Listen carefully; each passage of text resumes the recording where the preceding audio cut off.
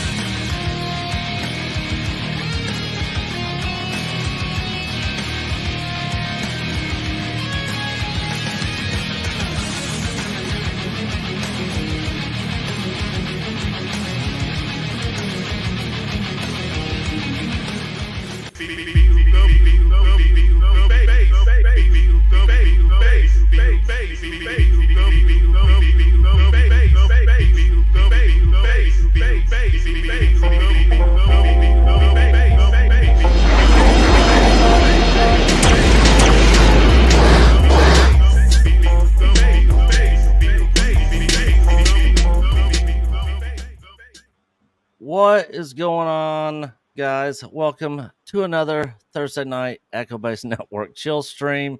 Real quick, six in the chat. Coach has not updated the pre-show with the member names.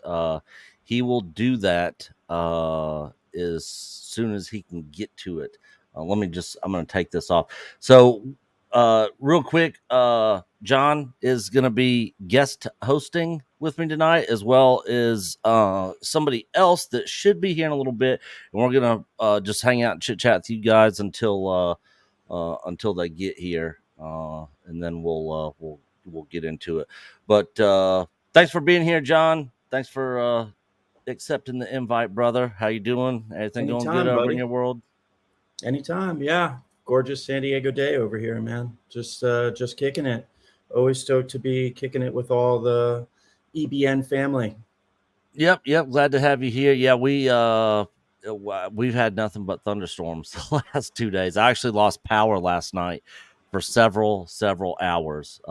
It was literally a light show here last night. I mean, lightning, like bolts and flashes of lightning, back to back to back to back for like 2.5 hours.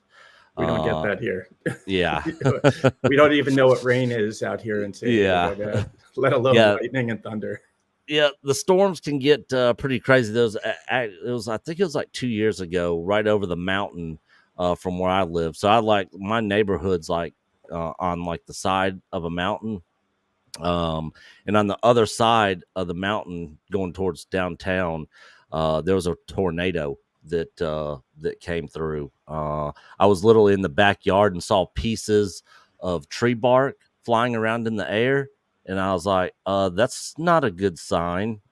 And then a little bit later, I heard that there was a tornado. So if patio furniture gets knocked over here, it's like cause for alarm. Real quick, Dan Crane, member for 18 months. Hell, EBN Nation. We are, you are EBN, and yes, as well as yourself, which. I know what you were saying. I know what you meant. But I'm glad that freaking StreamYard allows us to highlight member chats now. That's a new thing. They just started that. So real quick, also, just to give everybody an update. So I already talked to John about this behind the scenes. Moving forward on Thursday and Saturday nights, Coach and I to free up some of our time are going to swap Thursdays and Saturdays, so we don't have to be here all the time. And then that way we just have more time to, do life stuff. So I'm taking Thursday night tonight, the chill stream, and then Coach will be here Saturday night, and then he'll do next Thursday, and I'll do next Saturday, and we'll just keep flip flopping like that through, from pretty much now on.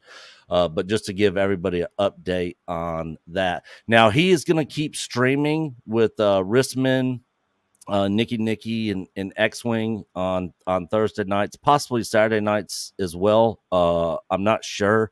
But I'm going to switch things up a bit just to kind of give a little bit variety and a little bit different show. So they're going to keep streaming with Coach, and I'm going to be bringing in different people every week, and we're actually going to hit different topics too. Like I'm not going to be hitting Star Wars stuff every single stream because I can't do it. You know what I'm saying, John? I just cannot sit here. It's getting very thin. Very thin. I just cannot sit here and talk Disney Star Wars all the time. So tonight we're going to be talking Disney earning calls. Mexican Iron Man actually did a pre-recorded video. He's actually out of town with a family, but did a pre-recorded video on some key points he took away from the Disney earnings call yesterday that we're going to be going over. The other guest that's going to be coming in is going to be Valiant Renegade, who had a great stream yesterday covering that. Did you watch it, John? Yeah, I was watching parts of it. He had over 5,000 people watching him at one point. It got up to 7,000 Oh wow. Okay. at one point. But yeah, he was killing it yesterday. Nerdrotic showed up for the first time over there. He was on there, as well as WDW Pro and a lot of other people. Lauren, Script Doctor, Andre from Midnight's Edge. Legal mindset. So Yeah. so yeah, he had a great stream. So he has not seen this pre-recorded video yet. Valiant hasn't, and John, of course, hasn't seen it yet either. So we'll be pausing it off and on as we go through it. He did do this video, and we did cover this on Mr. H Reviews stream today. So if you guys were on that stream, then you've actually already seen this video. But we're gonna be hitting on that. John was actually telling me some cool stuff while I'm getting this stuff ready in the background. John, tell the folks some of the stuff you did at San Diego Comic-Con, some of the stuff you filmed.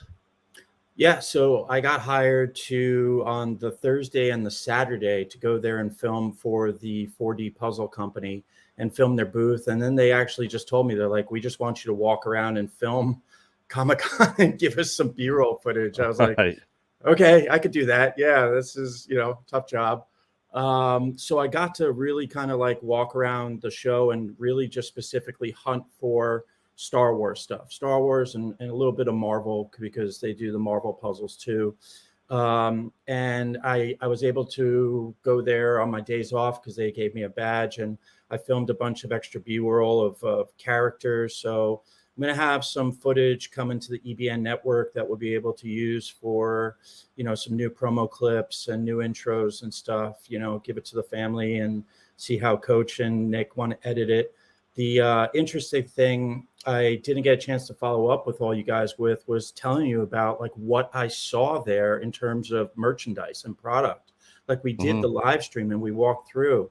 So obviously the High Republic booth was dead the whole event. I hardly saw any. The most I ever saw anybody in there was when they were doing the Star Wars show and broadcasting the Star Wars show from in there.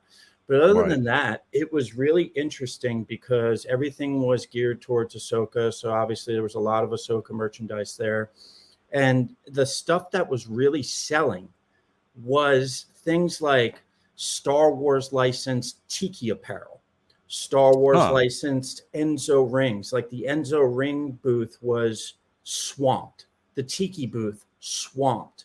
The official Star Wars playing card deck, like the big deck, the deluxe set for playing cards, those guys were just absolutely crushing it. Their booth was right next to ours. And then just like a lot of apparel, a lot of stuff like you could get, an Imperial officer uniform, or you could get like an Ahsoka kind of geared uniform or merchandise.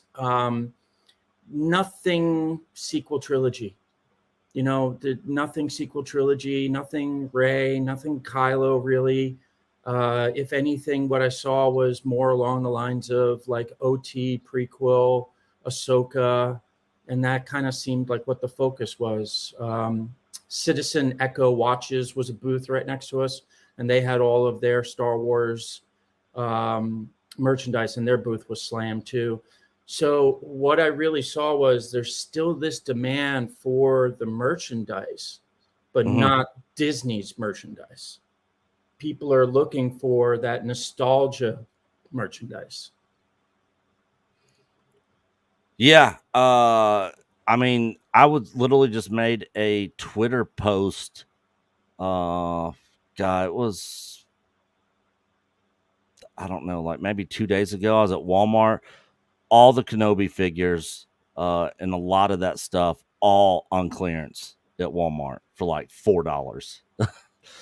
So I bought, they had all the artists there. That's one of the coolest thing about Comic-Con. And I really highly recommend everybody in the chat. Like, I would love it for the EBN family to come out next year and come to San Diego, because it's not just going to Comic-Con. It's actually coming to San Diego and seeing everything here in this amazing city. But we went to one of the booths, and one of the Star Wars artists was there, and he had this amazing Empire Strikes Back poster, along with other things. He was really promoting his Return of the Jedi poster, and he had a pretty sizable booth. I mean, this guy dropped some loot on this booth, and we were doing the deal, and he's like, "Oh, you know, for an extra $20, I'll throw in a shipping tube for you so you can walk around with it. And if you want, I'll even throw in a Kenobi poster."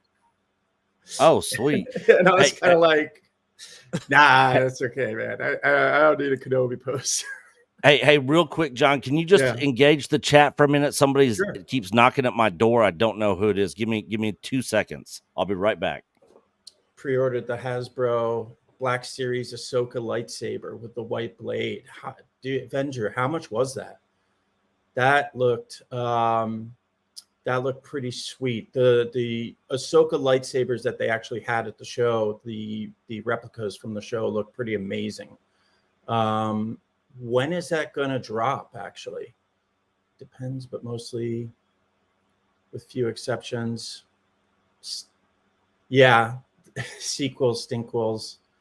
So Omega, we did find, if you missed the live stream during the show, we did find the Omega toy for Nick.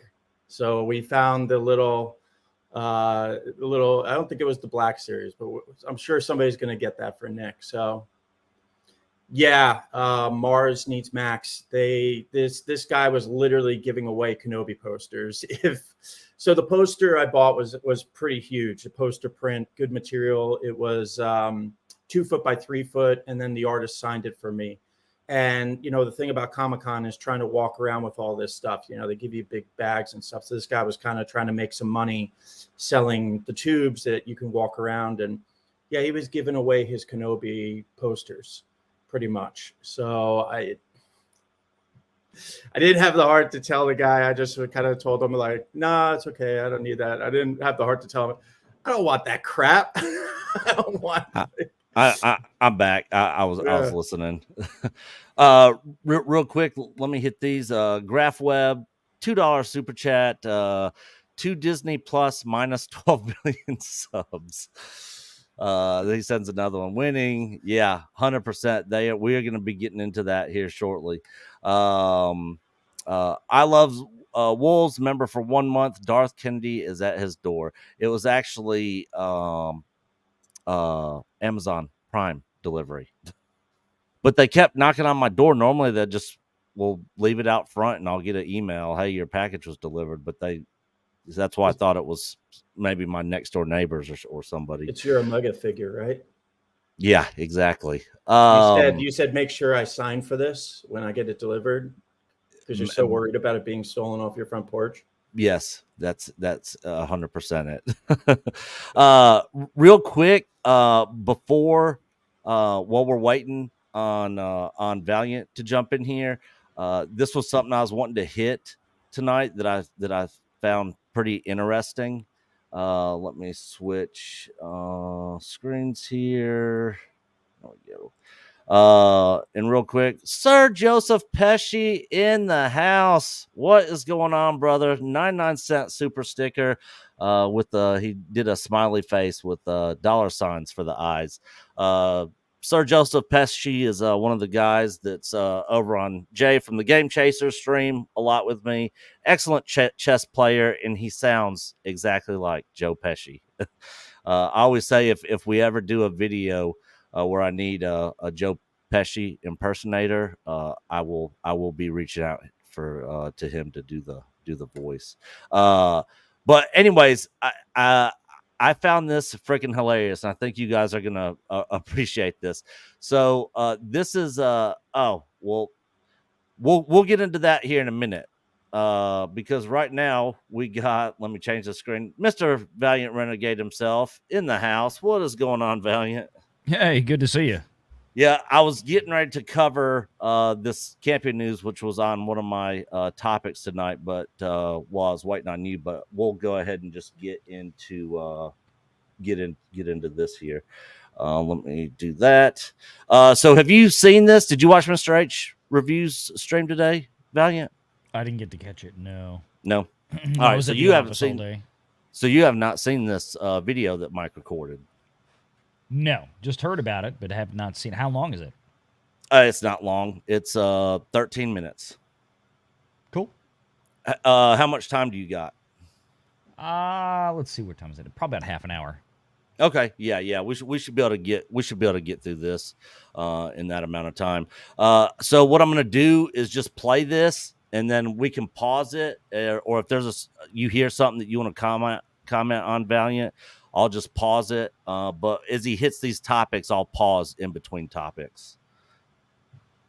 All right, here we go.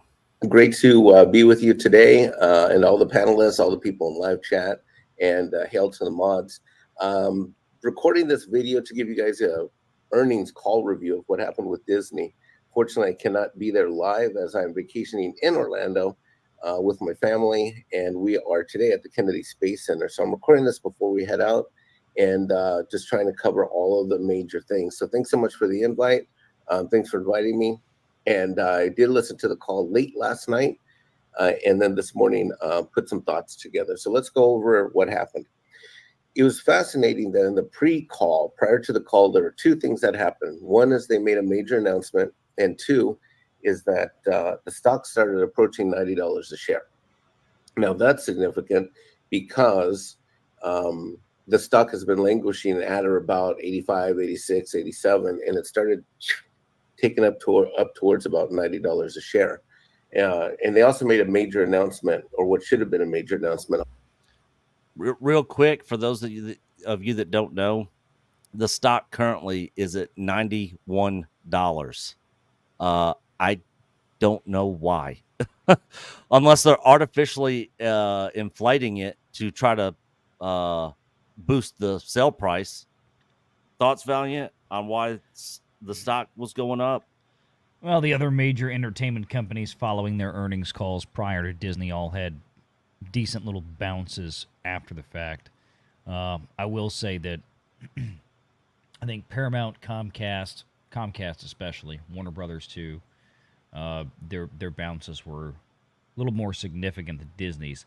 Disney still has a lot of issues, but I think there's more people now that are thinking that while things aren't great today, and they might not be great in the next quarter or two, but things should get better over the next 12 to 24 months, right? That's how things are priced in with these deals. So people look at it now as it's underpriced, it's cheap, right? That's the thought process. So buy it now, sit on it for a while, see what happens. Right. All right, let's continue. John, did you have any comments before I hit play? No, he Valiant hit it right there. That's what I All was going to ask a question about. I'll get to that in a minute. Now, the overall theme focused on long-term growth, cash flow, and they reconfirmed that they're going to target to get a dividend done by the end of the year. It'll probably be modest, but that's what they were reaffirming. And I think what happened is that theme made the stock price sort of not crash as it might have otherwise done. Now, some of the highlights and headlines: their subs were down, their streaming loss decreased, earnings were a little bit better than estimated, but that's based mostly upon cuts and one-time write-downs where they charged off a bunch of items in order to create some profit. And then you'll see shortly that the stock ended down slightly. So prior to the call, it was going up. Now, the streaming losses came in at $512 million. So they lost $512 million in the last 3 months on the streaming platform compared to what they estimated that they were going to do, which was $777 million. So they lost less money. They still lost $512 million in 3 months, which is just astounding to me that you have any company that in any business unit could lose $500 million in 3 months. But yeah, that's what they did. Now, real quick, Valiant, and then I saw you were about to ask something as well, John, and I'll let you chime in as well. But correct me if I'm wrong on this. Disney said that they expected to lose money on this from Disney Plus until like what, 2025 or 2024 or something like that. And under the current IRS tax plans, whatever that corporations can do, you can report a loss for up to like 5 years. Is that correct? And then after that, something changes up or something. How's that all work? Well, in terms of losses, I mean, there's technically no limit. It's specific to what exactly you're talking about. In the case of Disney Plus or DTC, I mean, they could continue to have losses for the next 10 years. Mm-hmm. The IRS is not taxing Disney Plus on profits or losses. They're taxing the Walt Disney Company as a whole. Disney Plus is but one of 1,000 different separate subsidiary business entities under the Disney banner. So, Right. you know, originally back in 2019 and 2020, Disney had guided forwards towards the fact that Disney Plus would be profitable by 2024 fiscal year. So that's by September 30th of next year. Right. Now, the thing that you have to understand about what they're saying as far as profitable, that just means that they will have, by the end of next fiscal year, roughly 13 months from now, that they will have a quarter that shows a positive operating income. That does not negate the fact that to date they've lost $13 to $14 billion. So it's just showing that, okay, we had a quarter where they lost almost $1.5 billion. They had many quarters where they lost $1 billion, just under $1 billion, just over $1 billion. All they're looking at in terms of Disney Plus is now profitable is to have a quarter where it shows we made $1. That's it. That's profitable. I mean, that's technically profitability.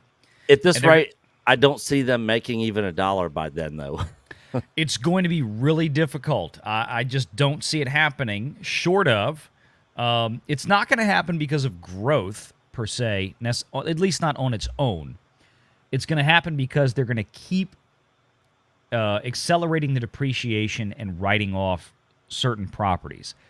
They finish them, they go to Disney Plus, they crash like a sack of bricks, and 6 months later, they throw them out the door and burn the hard drives. Hello, Willow. That kind of thing. So they pull a Hillary Clinton. Yeah, bitch bleat. Or bleach blit. Bleach bit, whatever the hell it was. Bitch bleat. Yeah, I'll go with bitch bleat. Okay. Sorry, Freudian slip there. So no, the point is that they will write them off, write them down, whatever the case may be. And then that's what they're doing right now. The reason that the financials looked decent in this quarter, which was of no surprise because Disney was in a position where they had to do anything and everything to not have, as Mike put it, not have the stock price just sink, right? Mm-hmm. So anything we can do to make this quarter look better, let's do it. And they did. Now, that's not sustainable long term, but what they're hoping right now is that over the next 12 months, all the divisions get better, right? Theatrical profitability gets better. Theme parks get better. DTC especially gets better because that's where DTC is where most of the losses are getting sucked down into and have been for the last couple of 2 or 3 years. I mean, when you're losing... DTC is what exactly? Direct-to-consumer. That's Disney Plus, ESPN Plus, Hulu. Oh, okay. All those Mostly Disney Plus in the case of where the losses are happening. Right. Disney, like a lot of other studios, just were stupid, and I called it years ago, where they collapsed all of these windows into put a movie into theaters for 30 to 45 days and then put it right in your streaming service. Let's no longer make money for 90 days in theaters. Let's no longer make money on having a dedicated window for physical media sales or premium $20, $25 a pop digital video downloads. Let's no longer license out these movies to Netflix like Disney did for years.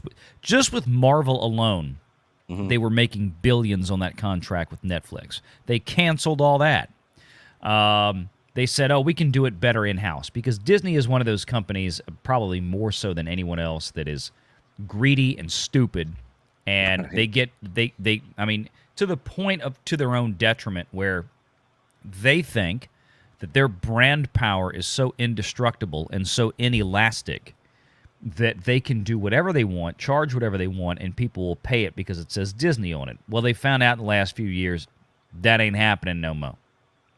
Right. Now, one of the ways they're trying to get out of this hole with DTC, as we saw, is that they are jacking the price on Disney Plus, on Hulu, on ESPN. So Disney Plus, if you want the premium, no ads, you're paying $10.99 a month now. It's going to $13.99 almost overnight.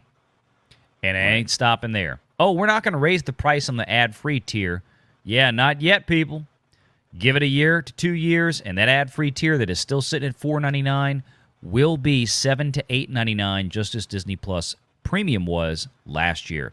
Guarantee it. Mark my words. You heard it here first. That's where it's going.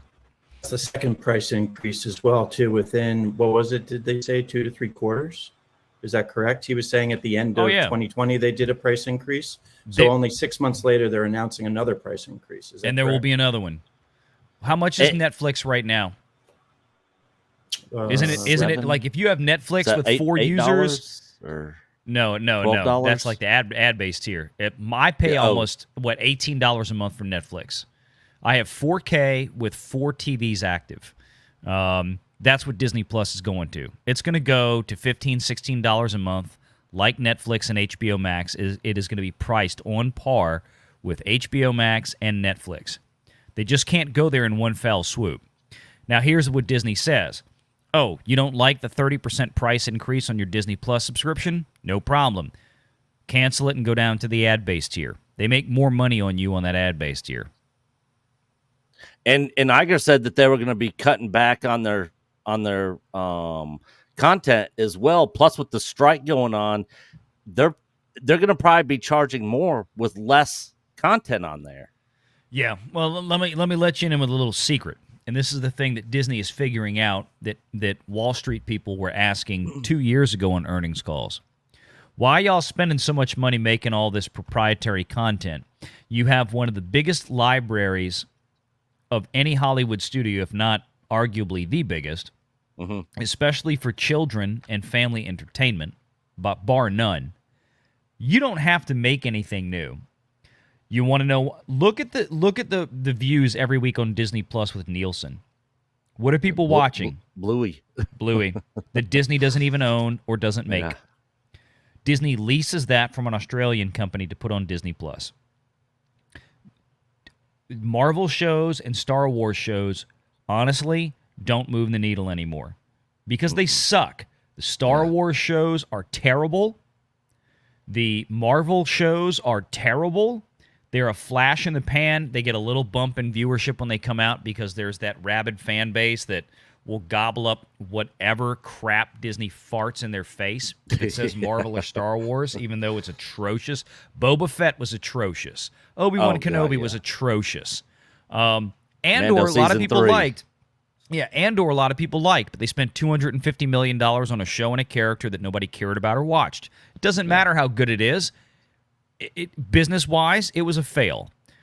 You got The Acolyte coming out next year. And no, folks, the rumors about The Acolyte is fake and wasn't really filmed and is going to get soft canceled. No, that's all bull crap. That's not real. Yeah, it's coming out next year. Don't believe the crap. It's completely, that's just completely fake nonsense. But I mean, that's going to come out and it's probably going to suck too. So is Skeleton Crew. I mean, again, and when I say it's going to suck, what I mean by that, I'm not saying that it's going to be guaranteed a bad show from a storytelling standpoint. It's just going to be, it's not going to be watched by nearly enough people to justify $200 to $300 million production budgets. Yeah, the cost. And I've talked about this on Mr. H review stream about how these studios have got to put a leash on these freaking budgets. They're completely outrageous. I mean, there's people out there making killer content for under $100 million that they're easily making their money back and making you can profit. go buy some of the best storytelling turnkey from a Korean studio for like $20 million. I mean, look at what Netflix did with Squid Game. Yeah. Netflix bought Good that point. for $20 million. Yeah, and it killed for them. Biggest streaming show in the history of the world. Yep. And I've never watched it.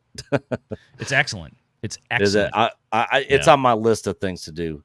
But let's go ahead and continue. John lost internet. He will be back as soon as he can, guys. Now, on the matter of the Hollywood strike, we need to remember that in June, Mr. Iger said that creative talent was demanding not realistic expectations. That got him in a bit of a heat for what he said, saying that the writers and the actors were not being realistic with their demands.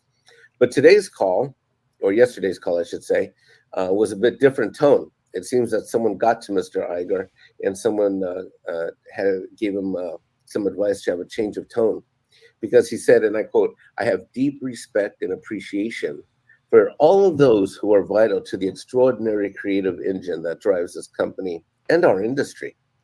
Yeah, right, Bob. Sure you do. When he did the CNBC interview, I think he was being comfortable, casual, and honest. And I think when he was on the call yesterday for Disney, he was being political, which Bob is known to do. Disney Plus, they announced that they're going to crack down on passwords, similar to Netflix. It's going to be a key component for the future for this premium platform. That they're going to crack down, guys, on those passwords, which I think is an absolute joke, because the few people that have Disney Plus subscriptions and share their passwords, I think once they lock down on this, Netflix had more subscribers, people paying to get that password and their unique username. And I think in the case of Disney Plus, they're either unintentionally stupid or intentionally moronic in terms of their approach to this, because all this is going to do, and maybe this is what they wanted to do, all this is going to do is get people to do the ad-based platforms, which is maybe what they want. Maybe they don't want people paying premium, which I don't understand that, because the whole point of doing Disney Plus in the first place was that they wanted a Netflix type revenue model where people were paying subscriptions in order to generate revenue, to generate a profitable streaming service. Anyways, let me continue on. So real quick on that, I know a lot of people that have other people's passwords to Disney Plus just so that they can review and check out content, but that's literally the only reason that they watch it. Do you see, if they crack down on these passwords, the people that can no longer get to Disney Plus, do you see them paying to get it? Do you see their subscriber numbers going up because people now can't access a shared account using someone else's password? Or do you see them just going the way of the black skull flag on the internet? Well, you could say it worked for Netflix, and it did. Yeah. Big time. They picked up 7 million subs last quarter. Yeah. Will it work for Disney? Man, that's to be seen. The problem with Disney, as you've already kind of alluded to, is that they don't have the content. Yeah. They don't have the draw. I think more people are sharing Netflix passwords because Netflix has been around a lot longer than Disney Plus. Kids grow up, they go to 100%. college, all this kind of stuff. They still, they're 25, 26 years old. They're still using their parents' Netflix account. Yeah. Or they share it and all this kind of stuff. But the thing is, Netflix has the content that people want. Mhm. Disney doesn't. Disney is not capable, at least by today's standards, they don't seem capable of producing the type of content that will capture the zeitgeist, the cultural zeitgeist, like they used to just 5, 6, 7 years ago. Nobody cares anymore. Yeah. If they start cracking down on password sharing, will people move over? Probably a good bit of them will, but not all. Because what Disney is hoping for, what they really want is, I think Disney is very well aware that they're not going to have the same traction that Netflix does in terms of moving these pirated subscriptions over. But what they're counting on is that they're going to be able to, and this is why they're not increasing the price of the ad tier. This is a big reason. They're not moving it up from $4.99 a month in the U.S. and Canada because They want these password people that they're going to shut down to come over and buy the $4.99 a month, as opposed to Netflix's, which is like $8 or whatever it is now. That's the big difference. So they're hoping on, having a price set as a loss leader option for them to get people in and then get them hooked and make money on the ads. They want to be able. They need to boost the numbers, the subscription numbers in any way possible. They don't care how. Get them hooked on what? For though, the ad-based tier. Well, because a lot of those... There's nothing there to watch. Well, but, for many millions of people, it's just a matter of parking their kids, their 4 and 5-year-old kids in front of the TV and watching Bluey. Yeah, or watching reruns of Mickey Mouse Clubhouse. They don't... This is the thing. Disney doesn't have to have a wealth of new content on there, especially when they're overpaying for it and it's underperforming. We don't honestly, we don't need any of these Marvel shows. I'm sorry. There's not a single Marvel show that has been released on Disney Plus that is worth a pile of dog crap. It's just not. They're virtually, I don't think one I would ever rewatch. They're all trash. The Star Wars shows, for the most part, maybe, with the exception, of course, of maybe half the episodes of Mandalorian have all been trash. And most people either don't care to watch them to begin with. They're overspending for these things. This is what has put Disney Plus in the hole. Also, because Disney Plus whips out the credit card every time a movie leaves the theater, like a Pixar film or a Marvel film or Indiana Jones and the Who Gives a Rat's Patoot. Disney Plus whips out the credit card and pays Disney distribution $100 million or $200 million for the rights to stream that movie on Disney Plus infinitely. It's an internal accounting shift, right? But they're still showing a charge for that. Yeah. This is where many of the losses for Disney Plus have racked up. So they can't keep doing this. Disney needs to go back to licensing their content out to other places 100%. Like Netflix. I was going to bring that up. Amazon Prime. Yeah. Universal still does it. They have the best model, split pay one window. The first 4 months, Minions Rise of Gru and Jurassic World Dominion, they go on Peacock. The second, or the middle section of the pay one window for 10 months, they go over to Netflix and Amazon Prime, respectively. Amazon gets the live action like Jurassic World, and Netflix gets the animated stuff from DreamWorks and Illumination like Puss in Boots and Minions. Then for the last 4 months of the pay one, it comes back to Peacock. So Peacock gets to add subs for first-line content, and then they get to collect a check for $1 billion from Netflix and Amazon Prime apiece to send it over there in the pay one window. What did Disney do? They canceled all the money. Disney canceled all the money because they said, we're Disney. We're bringing it in-house. Yeah, we can do it ourselves. Yeah. That's why we are where we are now. It's all Bob Iger's fault. Yeah, 100%. Real quick, Debbie Young, member for 29 months. Did someone bring you pizza rolls or was it swimsuit Barbie? Pizza rolls, Debbie. Pizza rolls. I need some pizza rolls. I'm hungry. Diamond Figs 499 with Disney giving exclusivity access for merch like Ahsoka coming up. Will that help or hurt the platform? Valiant. Disney giving exclusivity access for merch? I'm not familiar with that one.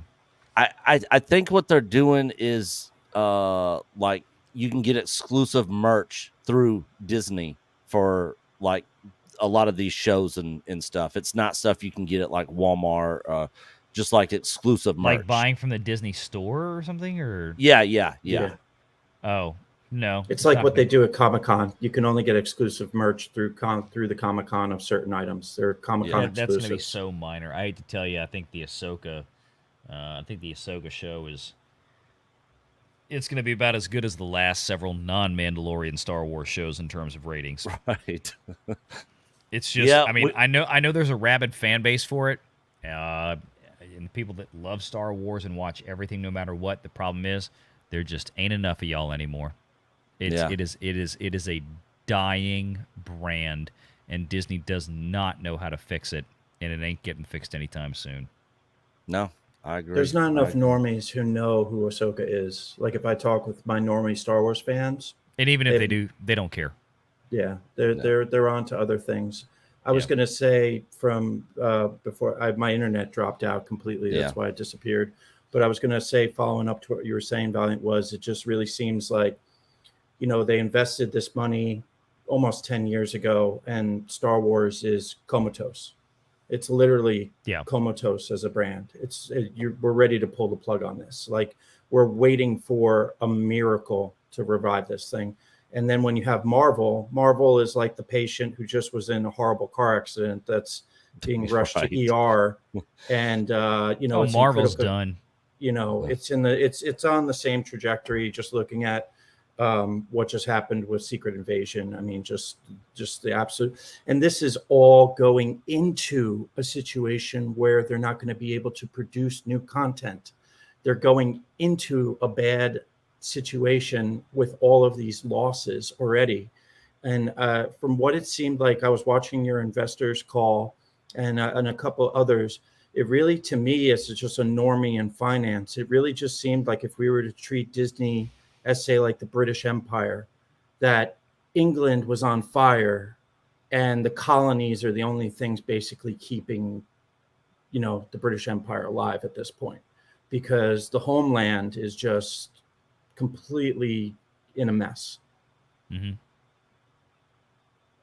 Yeah. No. There's nothing at Disney that was working right now. Nothing. Yeah.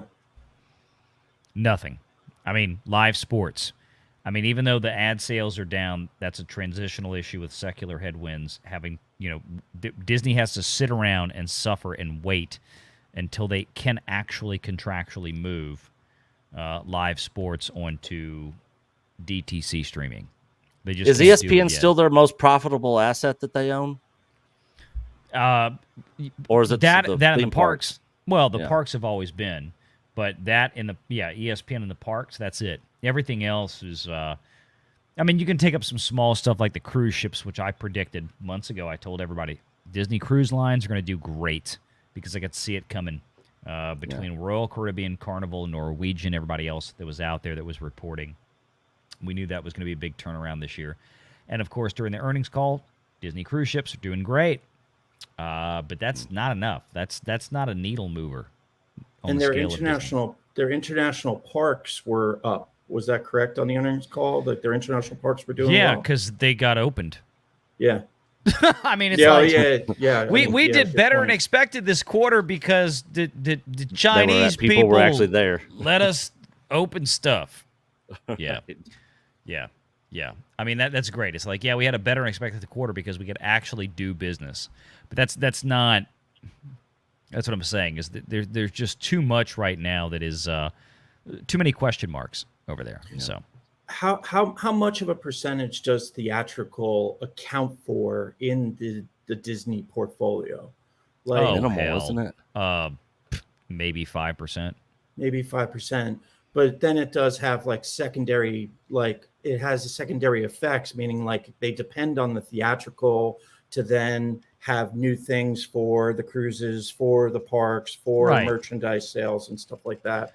That's why Bob Iger refers to things as core and non-core.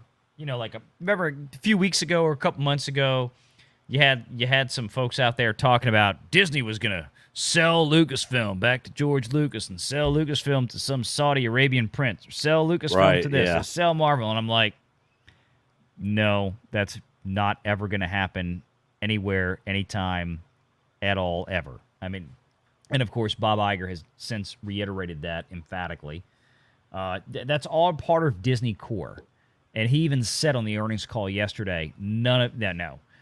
Things like Lucasfilm, he said the studios are core, meaning Pixar is core. Lucasfilm is core. Ergo Star Wars is core. Marvel is core. These are core to Disney. And the reason they are is because they are inexorably linked to so many different business arms inside of the Walt Disney Corporation. If you were to sell Star Wars, for example, or Lucasfilm, how the hell do you unwind $2 billion of CapEx in Galaxy's Edge theme parks between Florida and Orlando. You don't. If you're gonna throw Marvel out, how do you factor that in with Disney Plus that have infinity streaming rights and licensing rights for all these Marvel properties? There's so much damage that would be done by this. That it would take an army of lawyers a year just to figure out how to do it before anything could happen. Look right now with what Bob I mean, the Iger, Fox deal took what, 2 years? 2 years, but well, because of regulatory environment pressure with the FTC and the FCC. But I mean, look at what is going on right now out there with just trying to figure out, well, how could we get somebody in here that would take an equity position in ESPN or a partner with ESPN? Bob Iger's trying to figure out how to sell ABC. Not everything on ABC, but just basically the FCC license and the brand name itself. Nobody's going to want that. It is a dying piece of an asset. Nobody's going to want that. That's why he was forced to bring back guys like Tom Staggs and Kevin Mayer, who they let go or who walked away in the last few years because I saw that. Because Bob Iger wouldn't go the hell away. And they knew, they were like, get the hell out of here now. This isn't going anywhere. Bob Iger's never going anywhere. And he's not. He's going to sit around till he runs that company into the dirt. He's definitely around till 2031 for sure. 2031, according to SEC filings, which we broke before anybody else caught it. Yep. So something interesting, well, two interesting things that I've heard recently through the grapevine. One was at Comic-Con. I ended up hanging out with a manager for a lot of actors, just randomly happened to meet them. And we were standing next to the booth and they were with their talent because the voice actors were allowed to be there. And actually actors who do voiceovers were allowed to be at Comic-Con. Now they had all kinds of restrictions on what they could sign, what could be at their table and stuff. But from what this manager was telling me was he was expecting this strike to go on for a very long time. And what he was afraid of is that if this does go on for a long time, you're going to lose so many support roles in the actual industry itself, from catering companies to makeup people to gaffers, electricians. They're all getting replaced by AI, and that's what they want. And that's what they were talking about there. And recently, I just did a production this week, and it just so happened at the studio I was at, there was another photographer there, and he is a publicity photographer for celebrities. And we started talking, and he was saying how he was moving out of that business because he has already started to see publicists getting fired. And he was telling me how it goes. First, the publicists are fired. Then it's not the manager is the last one to go, but then there's the agent. The agent goes second, then the manager goes last. That's what he was saying. And he's already had the influx of calls of publicists trying to basically hit him up about MMA figures that he fights and sports athletes and stuff. So the question is, are we entering into just a complete upheaval and complete just reorganization of how movies are produced in Hollywood? Almost like it's a ground zero start again. You see how good AI visuals are and how good they are with just replicating voices just by simple, integration of somebody's voice, uploading somebody who's live streams. They upload their voice, boom, you got almost a near perfect voice of that person. So are we going to see just massive push almost on animation where these voice actors are not limited underneath the strike? Well, I mean, look, the actors and writers striking right now, y'all screwed. It's over. You have nothing. You literally have nothing. Most of these actors, especially the writers, let's be honest, the bulk of the writers out there that are striking have produced a hot pile of crap in the last couple of decades. There's very little talent left out there. And the people who are actually talented want no part of this trash. I'll give you a real good example. 2 words. Taylor Sheridan. What happened when the strike started? He's like, basically said, screw these people. If I got to sit here with their demands and I have to put my work in front of 8 people in a writer's room that I don't need, don't want, didn't ask for, and are going to do nothing but screw up my work and hinder me from doing my job, I'm going to quit. Taylor Sheridan is probably the most talented showrunner by orders of magnitude over anybody else in Hollywood. And he's got a new show coming out here pretty soon. He just said, I'll just stop. I don't want any part of this trash. What you have is a bunch of little whiny kids that just really don't have the chops to do anything by and large. Yes, there are some talented people out there in Hollywood for sure. There are some talented writers out there for sure. The studios don't know what they're doing. The writers don't know what they're doing. But the bottom line is every one of these studios, Warner Brothers, Paramount, Disney especially, they've all already invested in AI. They're already moving in that direction. There's absolutely zero reason for a company like Walt Disney right now, who is already actively invested in AI and is pushing further into it. They are never, repeat, never going to sign a contract with these little pissant unions out there that want to demand that they can't use AI anymore. So you know what? Yeah, sorry about that. Writers, actors, y'all going to starve. That's going to be the end of you. So you best get your crap together, realize that the landscape is changing, and a lot of that, unfortunately, was the making of the Hollywood studios because of, let's be honest, it's California. California is a hellhole. It is an absolute hellhole. Yeah, it is. John knows. No, Nobody it's- in their right mind would start a business today in California. These studios need to uproot and move. Remember what Bob Chapek was trying to do when he came into Disney? He wanted to start moving Disney more to Florida. Yep. Why? Why would Disney as a company, from a pure financial perspective, ever want to remain in California, especially if they're going to be moving forward now into AI? They don't. There's no reason to be there. The taxes are the highest in the country. The regulatory environment is the worst in the country. And what you're dealing with now is a bunch of overgrown little bitching children that, we're not getting this. We're not getting that. I mean, the writers that want to have 8 people in a room to go over a show about this, that, and the other thing when 90% of the crap they pump out is absolute dog shit.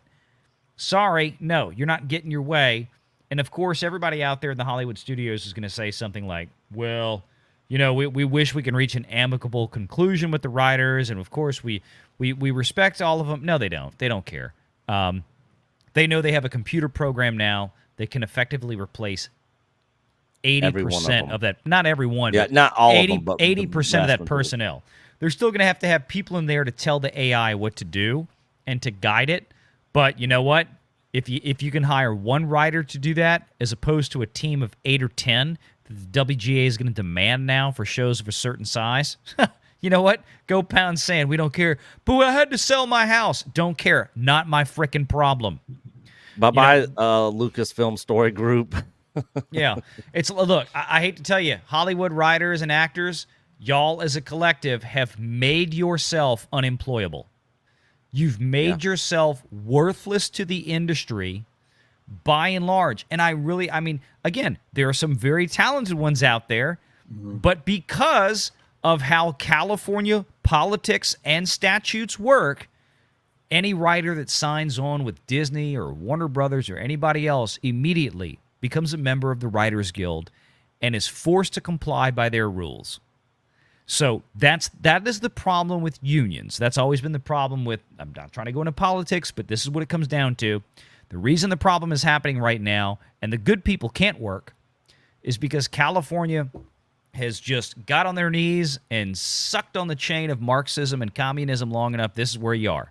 It's all collapsing. Have fun, California. Y'all suck.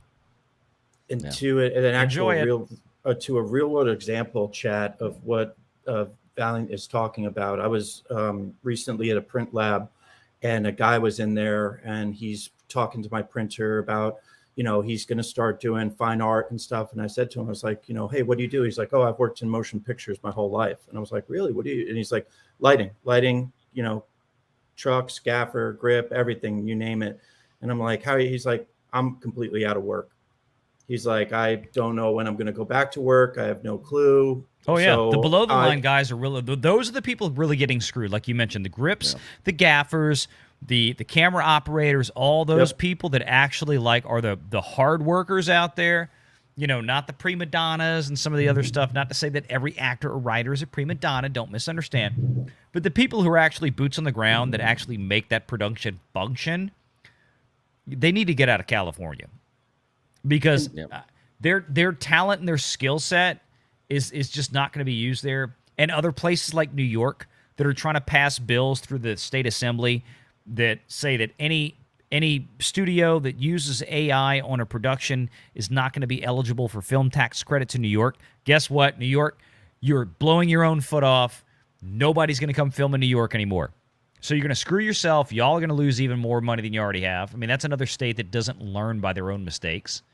It's a problem that is expansive across the country, across the industry, and everything else. All these production companies will just use this will make them use more AI, and then if they need to go film somewhere on location for something, they will go to Louisiana or Georgia, or they'll go right back to the UK, where a lot of them do now, or Canada. And Vancouver's real popular. New Zealand, Hungary. Yeah, they'll just, it's like, well, I don't have to take all this crew anymore. I don't have to take all these actors and all these people anymore. I don't have to have a staff of this. So my $200 million. Gareth Edwards just did it with the creator, $83 million, and he kept his whole production crew to a minimum. He said he literally would go out and do shots and take one person with him. Yeah. It's becoming, and that movie looks awesome. It's becoming so streamlined. I try to keep up with the technology with my business, and just the stuff that, you know, for example, you see like a giant podcast studio. You see on YouTube, you guys watch the channels. Everybody has these podcast studios. You think, oh my God, they must have red cinema cameras. Look at the quality. Well, when we were in Vegas doing that, and we were over at one of the studios, when you walk into this giant studio that's being used by all these different YouTube shows, it was all iPhones hanging from the ceiling. It was iPhones on upside down gimbals. Yep. And, you know, so now you're investing, it's $1,000 for an iPhone instead of $4,500 and a lens for your materials. And that is just like a microcosm of what's happening throughout the entire industry. I mean, just with AI alone, I'm already using an AI writer for one of the big projects I'm doing on a website, because I can literally just type in 4 sentences. That's a summary.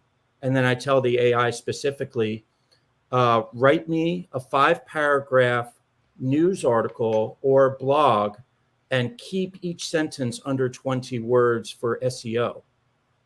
And it takes a couple tries, and I still have to just kind of go through and peruse it. But how much time did that save? Mm-hmm. You know, and that's that. So the AI writing, I don't think quite is quite there yet. But I mean, obviously, look at the advances of the visual and sound. Well, that's why they're investing in it. Within a year or two, it will be. Real quick, guys, Valiant has got to go. I just wanted to hit these two quick super chats real quick. Debbie Young for $9.99. If they had paid attention to the fans from the beginning, they wouldn't be in this condition. This is of their own making. F the clowns. Effing clowns. Mm-hmm. Not wrong. Lewis Garrett, member for 1 month. There's no hope with Disney. It will continue to devalue itself. All we can do is get the popcorn, drinks, and lawn chairs and watch. That's pretty much, I think, what we're doing at this point. Say Valiant. Yeah, pretty much. I mean, just watching the world burn. I mean, and here's the thing. They've done it to themselves. That's what's so hilarious. It was so obvious years ago how this was going to happen, how this was going to play out, and they've done it to themselves. And you know, California is a dumpster fire. It really is, just as a state. And now, arguably one of their biggest industries out there, you know, film and television production, is collapsing. And it's just, I mean, again, there are those in the industry I feel terrible for. And that's the below-the-line workers. Like I mentioned before, those people that make the productions run. They need to get out. That's the best advice I can give them. They need to get the hell out of there, like so many other people have over the years. Why you want to sit there and live in the most expensive area in the world, where you're going to pay, $500,000 for a 1,300 square foot dump in Los Angeles versus My house would anywhere be else. over $1 million there. guys. Oh yeah, Guys, the house, the modest little house I live in that I bought 20 years ago almost now, would be $1 million in Los Angeles. It's ridiculous. It is It's freaking ridiculous. 1.3, 1.4 million in my neighborhood for knockdowns. If you want a 2-bedroom in my town, you're looking at anywhere from $3,000 to $4,000 a month rent for a 2-bedroom. F that. It's insane. Yeah, and it's not worth it out there. The problem and all of that is collapsing, as it should. So, Real quick, on your way out, Valiant. Quick thoughts on the rumor that that Iger brought these other executives back to help work out a deal on selling Disney, or at least a large portion of the company, to Apple, and then tell everybody where they can find you. Staggs and Mayer were brought back to help Iger figure out how to bring in partners for ESPN for the most part, and how to scale Disney up. They were not brought back in to help them sell it to Apple. That is not happening. That is never going to happen. I'm glad to see that Wall Street Journal this morning, in an article, has finally come out and said definitively what I've been telling folks for months, that that's all a bunch of horse shit. That there's a lot of speculation out there, just like I told people other things that they were hearing rumor mills were horse shit. Listen to this too. It's not going to happen. Iger was asked about this in the final question on the earnings call yesterday, and he said, no, it's like, look, I've seen this. People don't seem to understand the regulatory environment we're in, and he's totally right. As much as I disagree with Iger on a lot of things, he was completely right on that matter.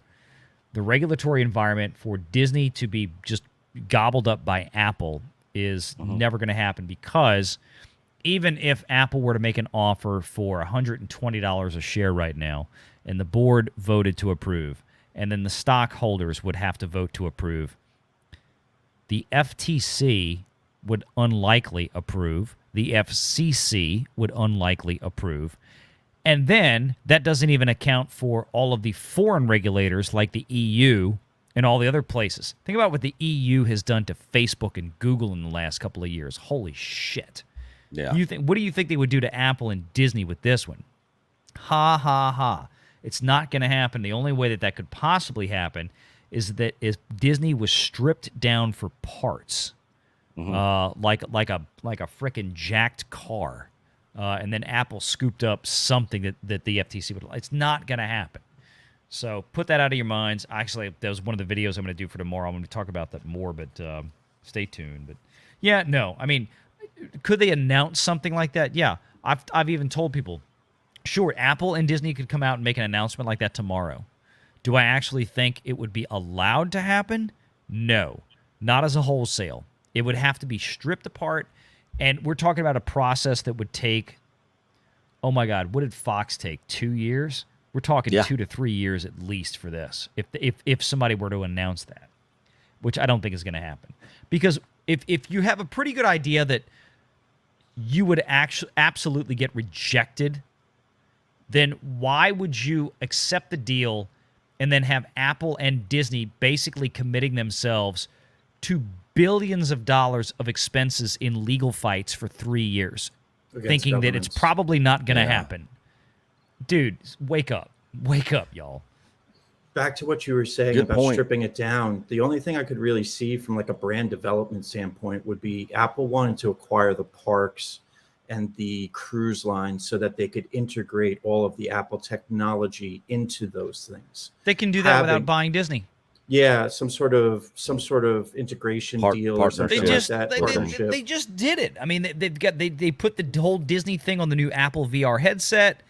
You just had Disney accept terms from Penn to license the ESPN brand name and turn Penn into ESPN Bet.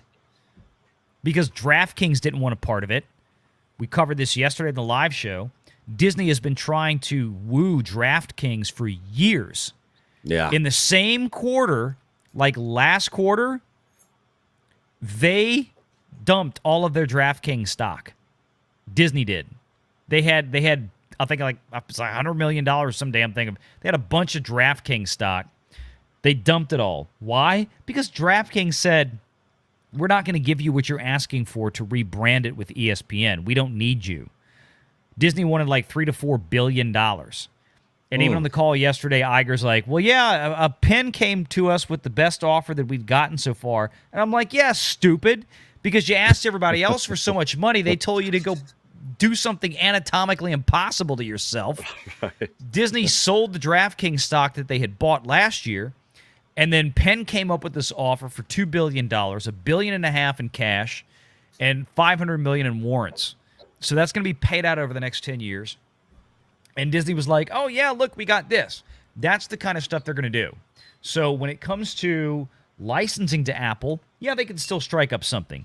They're still going to have Apple-based technology in here and there and everywhere else. I mean, they can do that without consuming one another. If Apple is going to buy anybody, go buy Paramount. That's what I've been telling everybody. Paramount's market cap right now is $10 billion, 1/17 of the Walt Disney Company's. I mean, if Apple wants to go out and buy a pre-made, ready-to-roll content library with some good IPs, go all buy the Sheridan Paramount. stuff's on there. They could literally Star buy Trek Paramount. stuff. Exactly. They could literally buy Paramount for cash, and they would still have, what, $30 billion left over in a checking account? And then you don't have the interference with all the telecommunications that Disney owns. So you Well, don't have I to mean, they would still have to get approval from the FTC and the FCC, but you're talking about buying a much smaller pure studio play versus buying a company that is the leader in sports, the leader in children's entertainment, one of the leaders in music distribution, one of the leaders in streaming, next to Netflix, so on and so, theme parks, cruise ships, everything else. You're talking about a much bigger order for that versus, well, Paramount is literally just a film studio and a television studio. Okay. And Apple would buy it and go and tell the FCC, well, okay, no problem. We'll just turn off CBS broadcast when we're done. Fine. Like Apple cares. You know, so what they would want is the CBS content to stream because it's still the most watched network that's out there. Could you see them getting Disney's entertainment division and Disney just keep going back to just cruises, theme parks? No. No. Because the entertainment division is inexorably linked to the cruise ships and the theme parks. Yeah, that's what you were You saying cannot before. break Yeah, that up. that is true. Yeah. You can't break that up. I mean, the mess that would create, it would take an army of lawyers a year to figure that shit out. Yeah. Well, they're screwed. Yeah. No, Disney's not going anywhere. They're in this for the long haul. I mean, it's just they have to get through the next 12 months. So, I mean, I'd love to sit there and make a bunch of clickbait videos like some people do, speculating on, stuff that's never going to frickin' happen or isn't real and get a bajillion hits. Fine, whatever. I'm not doing that. I've got my integrity to worry about. So, I'll tell you what I think. I'm happy to address those rumors, but Yeah. I mean, I'm like, look, things are what they are. I got to deal in facts. That's what I've always committed to. I'm happy to talk about speculation and rumors, as I always have been. But I've got to put it up against a metric that says how realistic is this, And a lot of times, a lot of these things out there are just they don't operate inside anywhere near the realm of reality. So you got to do what you got to do. But thanks for having me on. But I do. Thanks for stopping by, brother. Yeah. Good meeting you, Valiant, finally. Yeah. Take care, guys. Appreciate you. All right. See you. Good job on the stream yesterday, man. You guys killed it over there. Thank you. Appreciate it, man. 8,000 people. I don't know what the hell happened. So anyway. All right, Take man. care. I'll talk to you soon. All right. Let's go ahead and finish up this video here, and then we'll kind of hit on it. In the last 3 quarters, they lost 11 million subs in Disney Plus. They had 157 million at the beginning of the quarter, and they went down to 146 million from the second quarter. So second quarter, they had 157 million. Third quarter, 146 million. That is a loss. If you take that 11 million loss, that is an average of 122,000 subs per day. Now, they were quick to that's a point out lot. a lot of them are from Wow. India and from global, less revenue per user, and that's true. But I just find it ironic that a year or two ago, all this company talked about a sub growth, and then now that they've got decreasing subs, 11 million. Think about that. That's 11 million less people are watching Disney content around the world in just 3 months. So they went from like being all about the subs to now they're trying to, in this call, they're trying to brush it under the table. Content spending, they will spend less significant going forward. They cited the strike and desire to spend less on unique produced content. They have I to. found it interesting that none of the legal issues, any discussion about the legal issues, federal and state lawsuits with Florida, shareholder lawsuits, all of that talk was avoided. It was just completely brushed under the rug, which I found to be quite interesting indeed. I'm going to go to the second slide now. Real quick, I mean, I have some Nick, more other comments that I want to share. No If wonder you want they- to comment on anything, Yeah. just let me know and I'll pause it. I mean, if we're looking at the last earnings call, I think it was the last one that was just caught Iger off guard, was such a disaster for him. After that, they absolutely dropped the hammer in corporate and said, this next earnings call is going to be tight. You better make sure all these people are vetted. And, Well, the difference between the last one and this one is the last one they let Joe Blow shareholder onto the earnings call. This one, they did not allow that. They only let the big corporate investors, Wells Fargo, JP Morgan. There were some other people in there that were asking questions, and they were saying what companies they were from, but it was all their corporate investors that was asking the questions, and that's why a lot of it was very political, very spinny. He spun a lot of corporate stuff. speak. Yep, corporate speak, exactly. Yep. That's the whole reason why. Now, the next earnings call in right after the first of the year, Joe Schmo off the street, who holds Disney's shares, will be able to get back onto the earnings call. Mm-hmm. So I'm sure they'll probably tighten it up then. But the thing that they cannot control, which is what got them last time, is when people would put in questions, they would put in a legitimate question that would get by the vetters. And then when it was their turn to ask the question, they asked a different question than they wrote down. And that's how they get by it. And they can't control that. So all they can do is, hope that they don't get one of those people on there, so. But all right, let's continue this here. And I'm sure you guys will have lots of questions. Hopefully, after this presentation video runs, I'll be able to dial in and answer some of your questions, depending on my mobile cell service. Anyway, Disney Plus, they're going to raise prices on premium ad-free content and Hulu. So all of the Hulu, all the Disney Pluses, everybody, any of you that have the service, all their prices are going up by more than 20%. And that's going to happen soon, October 12th. Okay, August, September, October. That's just a couple months away. 2 months away, they're going to increase those. And they're trying to get Netflix-like margins. I think they're going to fail because people aren't interested in Disney Plus content. The cruises doing well. They mentioned the growth. They've got 2 ships that are going to be added to the fleet coming soon.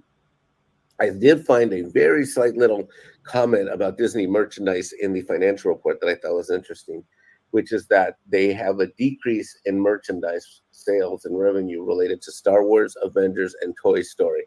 It's a 4% decline just in this quarter alone. So 4 out of 100 people, 4 out of 100 is that 4%. So there's a decrease of 4% in Star Wars, Avengers, and Toy Story merchandise sales. Gee, I wonder why, right? Park revenue. Park revenue is up 11% overall. International parks are posting the best financial results. Now, I thought it was interesting. Just real quick, I saw a message in the chat. I think it was from Dave. Yeah, Dave Van Horn. They are having a Q4 earnings call on November 8th. That'll be the next one, but that'll be another one where they're just gonna let the corporate investors on. So it'll be very similar to this last one that we had yesterday. It won't be until the Q1 call of 2024 where Joe Schmo will be able to get on and ask a question. That call will be interesting too, because this earnings report is not taking into account the total slump in park attendance in the United States. Nope. Is that correct? Or Indiana Jones or Little Mermaid. Elemental, Little Mermaid. All the 4 movies that just recently bombed. Yep. That lost them $1 billion. The Haunted Mansion one that's in theaters now.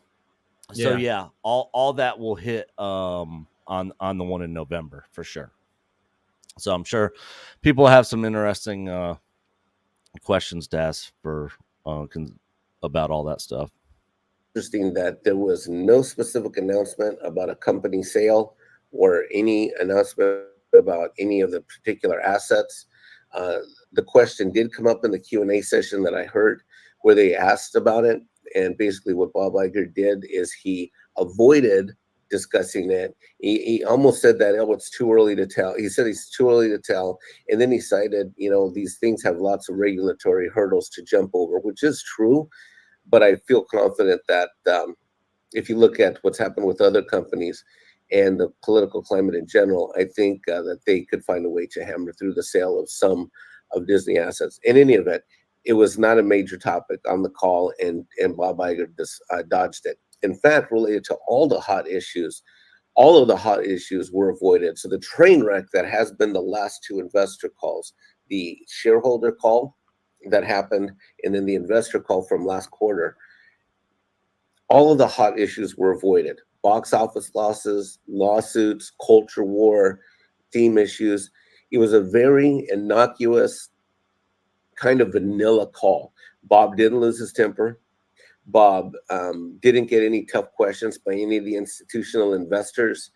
And the way in which the report was written and the way in which the questions in the Q&A were answered basically avoided any and all hot takes.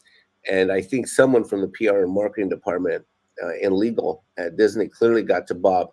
And in the wake of what happened with his CNBC interview, where he had a lot of hot takes, and in the wake of other things that have happened, like the strike announcement and all of that, I think someone that has got to him. So it was a very moderate vanilla box tone. Now, what I will now mention is this. We've got to remember that at CNBC, he announced that he got a contract extension. In this call, he did mention and reference that that they're still looking for a successor to replace him. And before the call in the morning, there was an ESPN press release announcement where a $2 billion deal was announced with Penn Entertainment to launch ESPN Bet. It's going to be a branded sports book.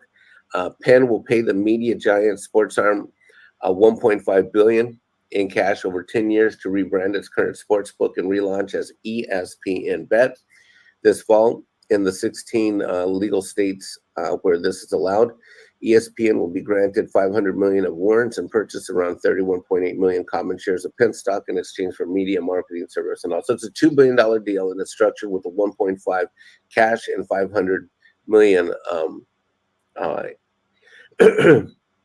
500 million related to stock warrants. So that announcement happened before the call, and that may be part of the reason why the stock started going up. But after all, if we look at what happened with this call, overall, what's happened is that Disney as a company missed its quarter 3 revenue by 180 million. The revenue was 22.3 billion. They did beat the earnings expectations by $1, and they're basically announcing $1.03 per share. But almost all of that comes from cuts, cost savings, and one-time write-downs, like writing off investments that in assets where they just literally took the loss. So whether it's Star Cruiser or whether it's some of the stuff that we saw with Disney and Willow, they're all write downs in one time. So they're just cut. And that's how they're generating that earnings per share. They're not generating earnings per share based upon sales, effective operating costs, and good old-fashioned net profits, which I find interesting. The stock at the end of the day closed at 87.49. That's as of yesterday.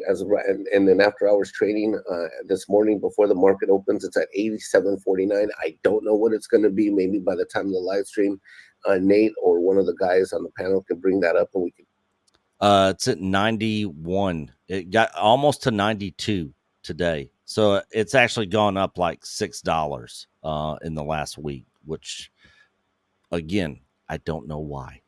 The corporate speak, and because of what it says in his bullet point there, the fact that they didn't touch on anything that just happened recently, just that's it. Like that, because if all those topics had come up, the stock would have gone way lower. I mean, yeah.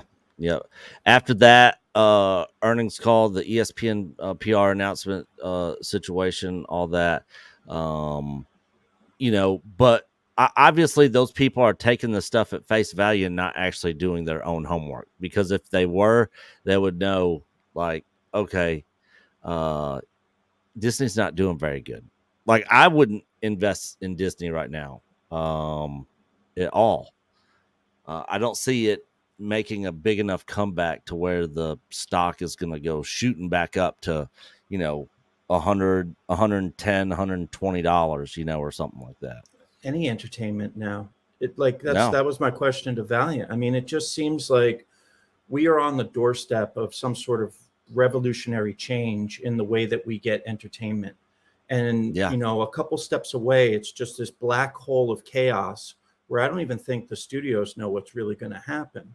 You just had Facebook invest how many billions into VR, into their VR world that they wanted everybody to jump into. Yeah, and Meta. It was just Meta. That was it. Yeah. And it was just bombed. It bombed. Yeah. They launched Instagram lost Threads, and that bombed. Yeah, Threads. It's just, but I just don't see this happening. I mean, maybe if we were in a climate where the economy was rocking and it's like 3, 4, 5% GDP growth, and not with Biden economics. No, I mean, the gasoline prices are going up. I mean, back here in California, they're back into the 5s, and it's just. I went to the store the other day and I shop just for myself. Like, I don't have a wife and kids and a big family that I got to feed and that sort of stuff, but just for me on my own, just to buy dinner for the next, 3 or 4 days, I end up spending like $200. Yeah. But I mean, I got like some chicken breasts, some filet mignon steaks, like stuff I like to eat, some colossal shrimp, some bacon, stuff like that. I was in there buying ramen, and mac and cheese. It's like, soup. I was trying to buy some Maine lobster, and what the heck? I spent $200. Like, yeah, exactly. But the thing is, I've always shopped like that, and I could literally go in there and spend like it would be like $80. It would be under $100. Yeah. And now it's like $200 for me to go shop for myself just at the grocery store. So you have everybody out there, everybody in chat, everybody, the blue collar workers, you name it. Everybody's bottom line is going up. Your average bills, the bills for everything, your electricity, your gasoline, your internet, your food, everything is going up, which means, like what Mike was saying and what Valiant was saying, to have Disney come along and say, well, to save everything, we're just going to raise the prices of our service that's already not really doing too well. Yeah. No, and to make and they're gonna have less content, Yeah, and the content is horrible. It's not. It's the thing is I think that these people, when they started these streaming services, expected everything that they produced was going to be 100% rewatchable. Mm-hmm. I'm going back right now and I'm watching the whole Seinfeld season, the 7 seasons. I'm watching Seinfeld on Netflix. Yeah. But so much of the content today is not rewatchable. Mm-mm. It's barely even watchable the first time around. The first go around. Literally, when there's not a new Star Wars show out, I never even log into Disney Plus ever for anything. But the Netflix account that I use, Amazon Prime, Paramount Plus, I use all those on a regular basis. Disney Plus, I don't at all, unless there's a new show coming out, that we're reviewing for the channel or something. So something super interesting is that, like, you and Valiant hit the point. We have been saying this since 2015, 2016, and Deborah Young actually said they dug their own grave. They should have listened to the fans. And what I think what was happening is that, these corporate executives and all these pencil pushers live in this bubble, and they don't realize that we have other options. And you're seeing that in society today with the boycotts and people just saying, hey, to the hell with Budweiser. Hey, to the hell with Bud Light. Hey, to the hell with Harry's Razors. I'll go with somebody else. They don't realize that.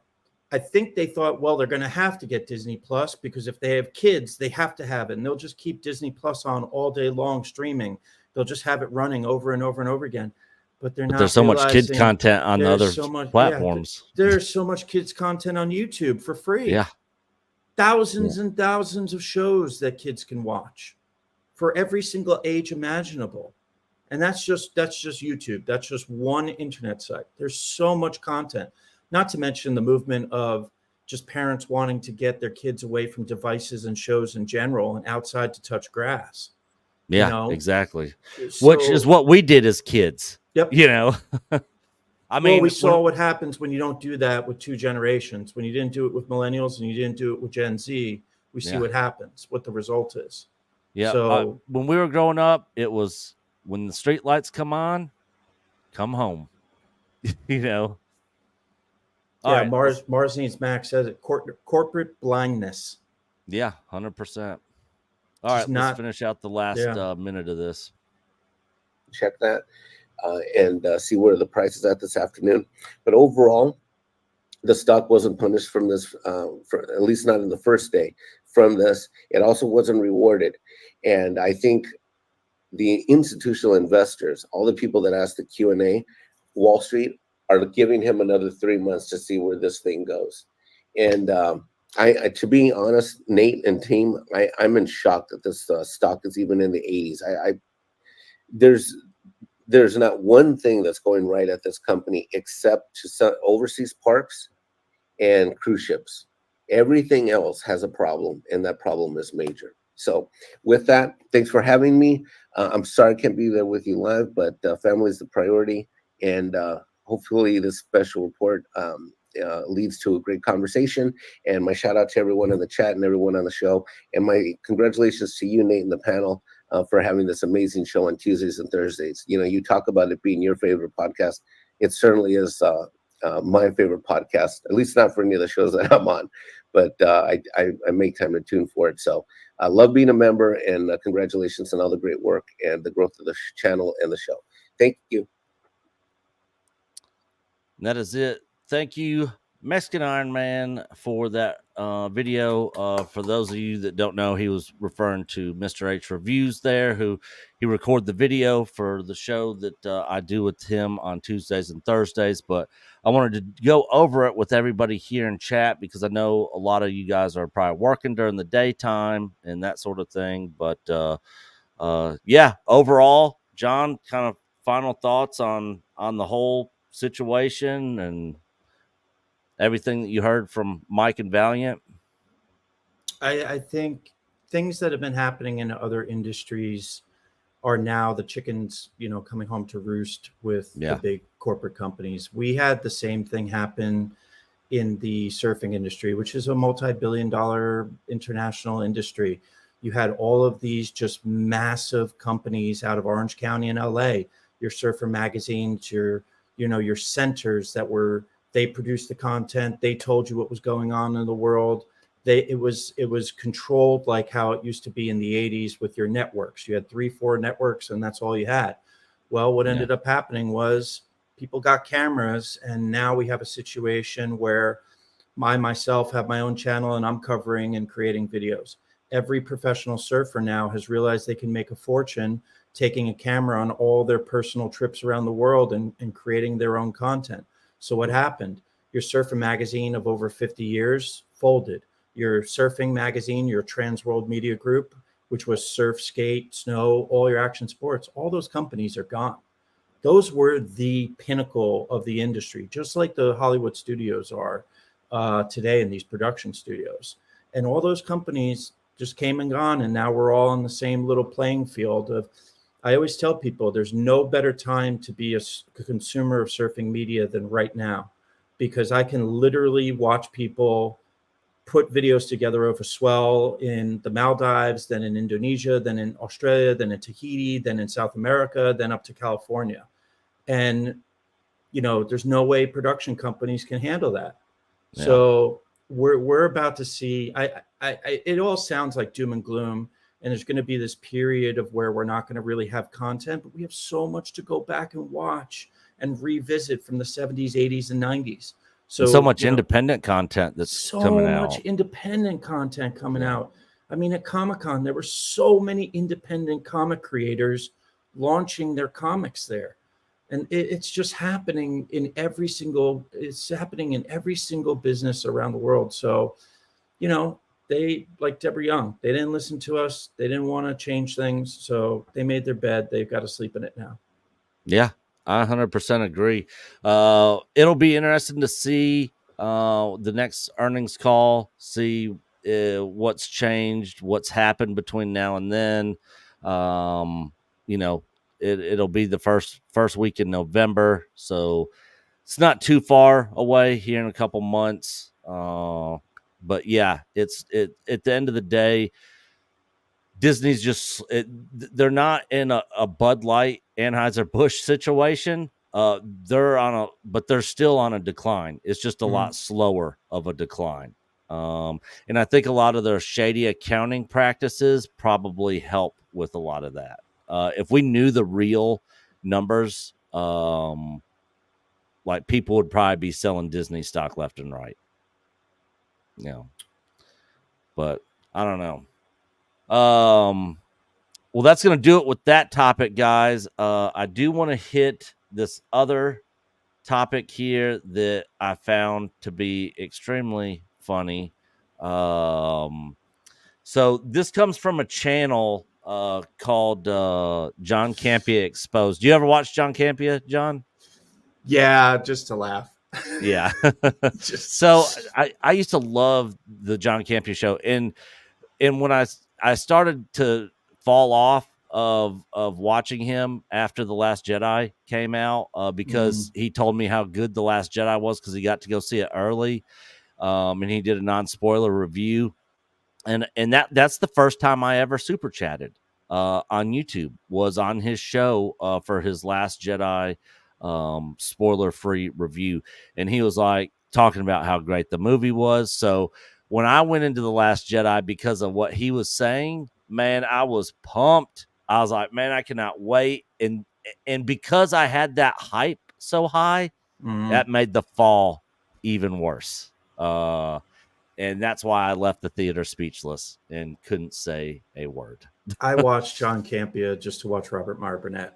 Yeah, and now he's not even on the show anymore. Yeah, which I was happy to hear that Robert's so talented. Robert needs to go and just start his own network, and which he's doing. And that's what he's doing, and he's doing great. We love R&B here at EBN. He is a friend of the channel, and we definitely support him. But I want to play this, and then I'm going to play a comparison video here. There's a reason behind this. But it's short. It's only a little over 2 minutes, but let's go ahead and hit this. So much so that I saw my social media go around. I'll be honest with you, I really don't know much about Ben Shapiro. When I made my video about Barbie, a lot of people said, "Oh, you're clearly making this in response to Ben Shapiro." I'm like, I've never seen a Ben Shapiro video in my life. You're I know, so lucky. I know who he is. So I have nothing good nor bad to say about the gentleman. I know who he is, but I've never seen anything from him. Right. But in the last couple of days after Barbie crossed the $1 billion mark and now is heading on a journey where it may end up being the #1 box office film of the year, a bunch of people started circulating this video clip of Ben Shapiro upon the opening of Barbie, talking about its potential for having some longevity. Jonathan, you got this queued up? Got it. Check this out. Week one, this thing is going to clean up at the domestic box office. My prediction is going to Fall off a cliff. absolutely fall off a cliff after that. The repeat business on this movie is going to be non-existent because it was written by two people who are so smug and self-satisfied, and Greta Gerwig and Noah Baumbach, that they have no audience. It's gonna Week one, this fall thing is off gonna a clean up cliff. the domestic- Its repeat business is going to be non-existent, and there's no audience for it. Chris, I want to go to you on this. Ben Shapiro, in what world has Greta Gerwig ever been anything but lovely and earnest and gracious in interviews? I have never seen a smug side of that human being. I don't know where that came No, like from. that comment to me was particularly asinine. But she has never come across as anything but absolutely delightful. It's just Yeah. low hanging fruit for his audience to be like, Hollywood elite with no proof. That's what it well, felt like. okay, Yeah, I where get it was, man, because you can dislike a movie and not have to poop on everybody involved in it. I don't see the point in that. And I also just feel like it completely discredits you.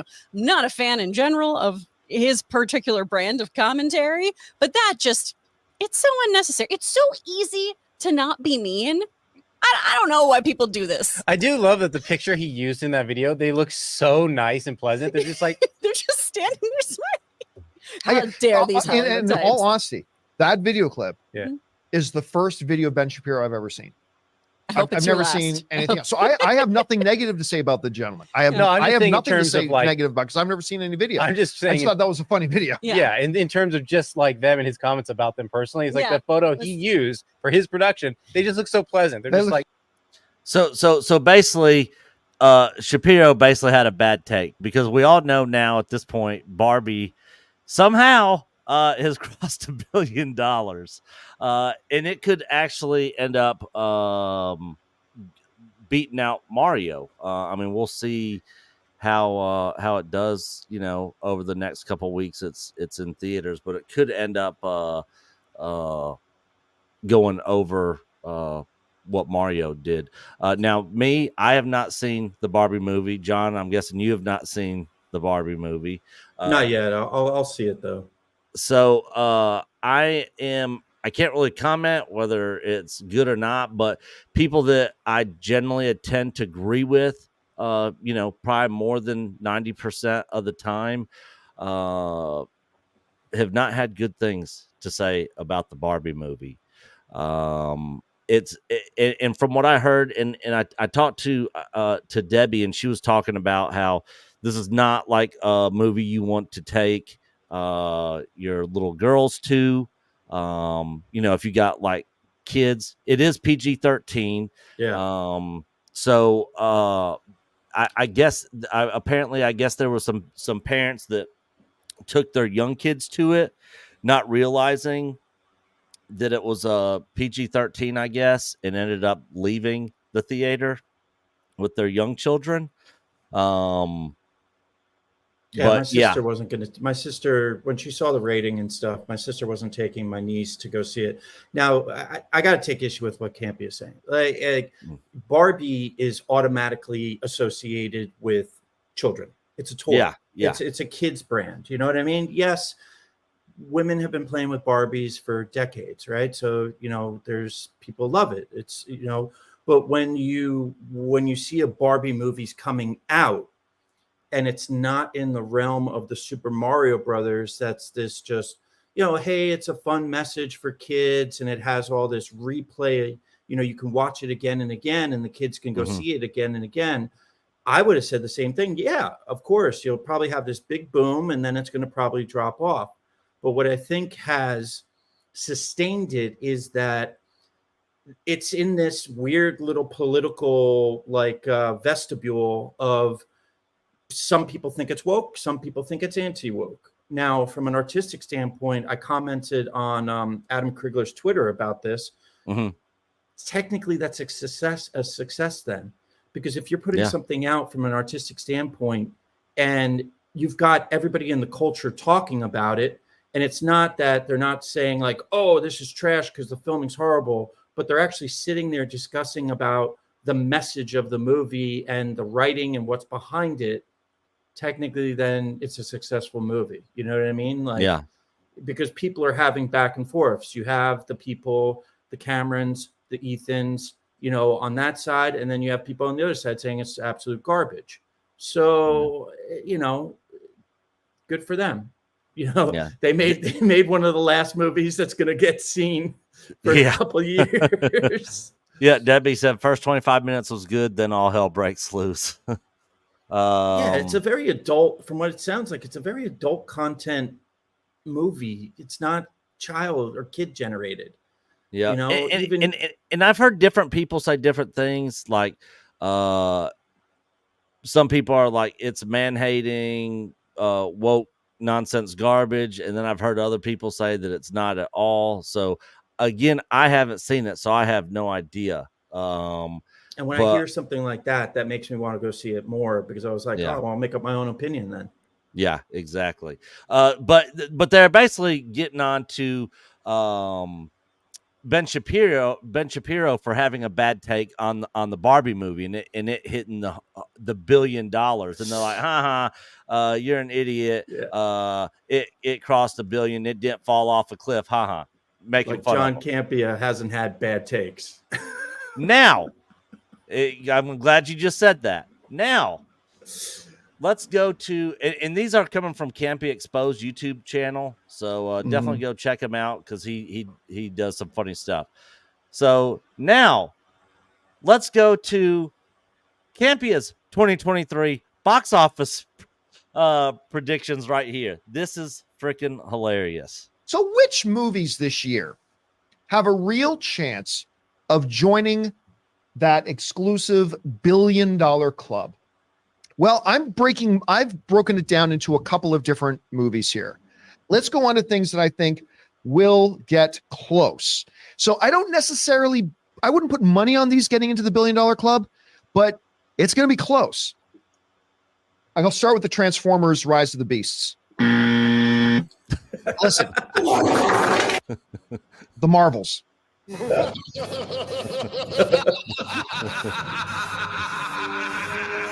at 20,000 down votes. Aquaman 2.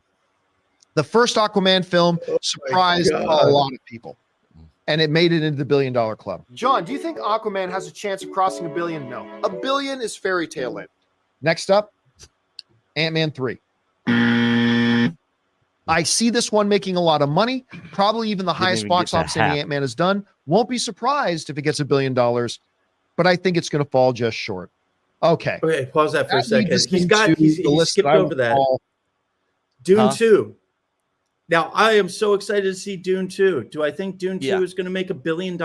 I love the first one. Do I think the second one's going to make $1 billion? No.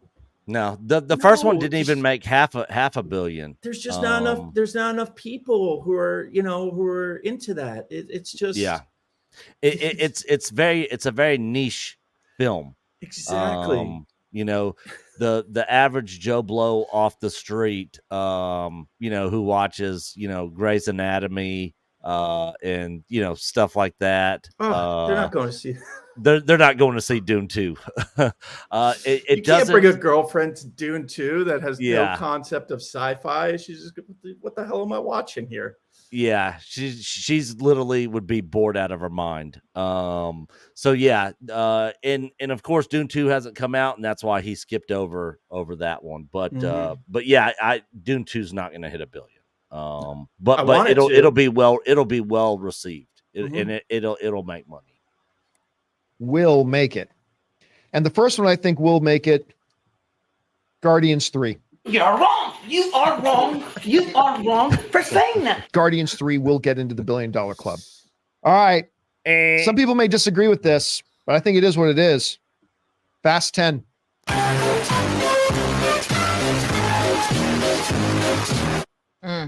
Fast 10 is going to make it into the $1 billion club.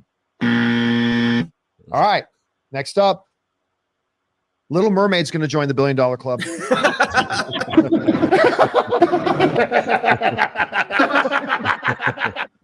Yeah, don't underestimate this. No, we're going to be angry. Yes, there are going to be so many angry, whiny little baby boys out there when it does. But Little Mermaid, you already know people are drafting their Disney is faking the box office numbers. responses and social media posts. This movie's going to make $1 billion. Mission Impossible, Dead Reckoning, Part 1, Chapter 5, Subsection 7. Next up, we've got That's his wife. Indiana Jones. 300. I have no doubt it will be. They saw what happened with Kingdom of the Crystal Skull. They've had their punch in the mouth. They understand what does not work with this. They understand now because of Kingdom of the Crystal Skull. You can't just put out any shit and put the name Indiana Jones on it and it's just going to work. This movie is going to be the #1 movie of the year. I reserve the right to change my mind on that one once we get some information and we see it. But Mario Bros. I've been saying that I believe that Super Mario Brothers, the movie, would be the #1 box office movie of the year.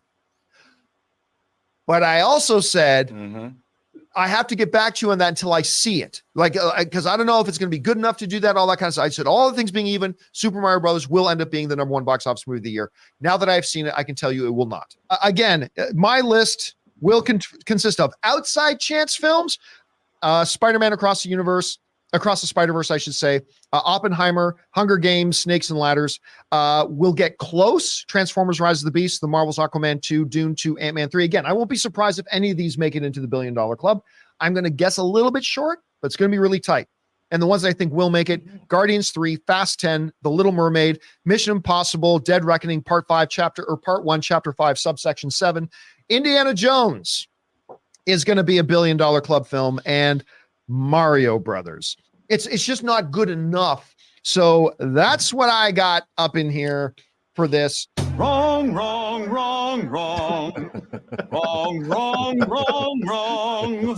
You're wrong. So which movies this year? I thought that was funny that he was kind of cracking on Shapiro for his bad take on the Barbie thing. So I'm like, really? You're going to go there, Campia? Like, you haven't had bad takes? Let's just take a look at some of your bad takes just this year alone. But yeah, I thought that would be a funny way to end the stream out. There is something about people in LA. They do not live in the real world. It's just fantasy land to these people. And I it's almost like his predictions took into there's no account whatsoever about what was going on in the culture war or any kind of backlash could happen or stuff that might, it's like the last 7 years had never taken place, and this time though, they couldn't blame it on COVID. It's amazing. I'll listen to those podcasts coming out of LA with all of these, people that are in the industry up there that are trying to get access and all this. And they just live in fantasy world, man. It's like, they don't take into account things like what we were talking about before: gasoline, groceries, just simple stuff that middle America that accounts for the bulk of business taking their kids, that's what they have to do. It's like, oh, well, there's nothing going on, this weekend. The R&B lives out there, and I don't agree with everything he says. He's actually somebody that is intellectual enough to be able to have that conversation with and not act like a complete crazy person. He's grounded in reality. Yeah, exactly. Same but thing yeah, with Chris Gore. I agree with you. Yeah, Chris Gore. So they definitely exist out there, but definitely, especially in the LA area, lots of crazies out there. In California is what I like to call it. But it's a beautiful state. I mean, you can't really take that away from it. That's why I live here. It's for the nature and the beauty and the oceans. The people I could deal without around here, man. It's crazy, but it's just I don't know how this is in the rest of the country and everybody in the chat, but I mean, like, people out here in California sometimes, man, they are just in their own little world, bro. They just it's like nothing else exists, nothing else impacts. They don't understand why everything, all the cities are falling apart, going to crap. Why your roads look like you're driving a dirt road in Baja, Mexico. Right. You know, and it's like, wait a minute, like, wait, we're paying taxes. Why? You know, Why is it like this? Why is it like this? Why do I need a 4-wheel drive vehicle to go down a regular city street?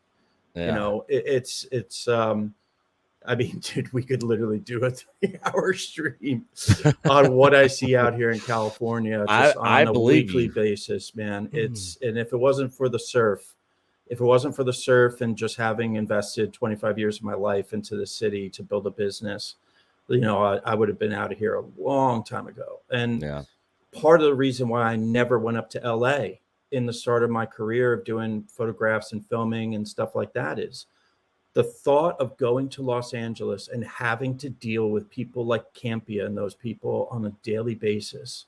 Because I did jobs up there and I went up there for work and stuff. And I'm like, oh my God, man, I'm going to kill myself with these people. Like, it's just, the world revolves around them. Yeah. That's it. You know, and like I said, they don't take into account just all the extra factors out there. Yeah, it's crazy. My sister and them, they go to Tahoe every year, and they love it up there. I've been out to LA. The traffic's terrible. It's dirty in some areas. There's some areas I went to. I went over to Beverly Hills, Santa Monica, a couple other places. So there's like some nice spots around there, but overall, it wasn't that great around there. Santa Monica has gone way downhill since, I mean, the homeless population in Santa Monica just doubled in the last year. That's the other thing too. Like, the homeless population has increased. All the hundreds of millions of dollars they're pouring into this. The numbers are actually going up out here. Like, our homeless population in San Diego increased in the last couple of months. So it's, if I could have told you, like, going to Comic-Con, man, my friend, she's a little Filipino lady that we met up at the con, and then I was driving her back up here to the beach area, and we had a walk. I mean, it was insane what they were trying to charge for parking at Comic-Con. It was $60. $60 to park. $60 to park per day. And if you missed, and the way that they did it was, you know, Comic-Con closes at 7. If you did not get your car out of the garage by 6, you owed them $90. It was $90 for parking. $90 for parking, right? So, you know, I had to end up parking like literally 10, 12, 13 blocks away to find lots that were just like 30, 40 bucks. And did you just Uber or? We walked. I mean, it was pointless because you couldn't even drive anywhere down near the convention center. The traffic was so bad. So we just walked. And I remember walking back, and she was terrified. She was holding on to my backpack for dear life because we were literally going and walking through people's homeless encampments on the sidewalks. Like, you don't have sidewalks anymore. Like, you have to walk in the middle of the road with the cars to avoid the homeless. And if you want to walk through the homeless encampments, then you got needles on the ground. I can't even tell you how much poop, like, it just all over the place, all over the downtown area, just on the, okay, hey, watch out. No, don't step in that. No, don't step in that. You know, and you're going past all these tents, and people are literally San Francisco, same way.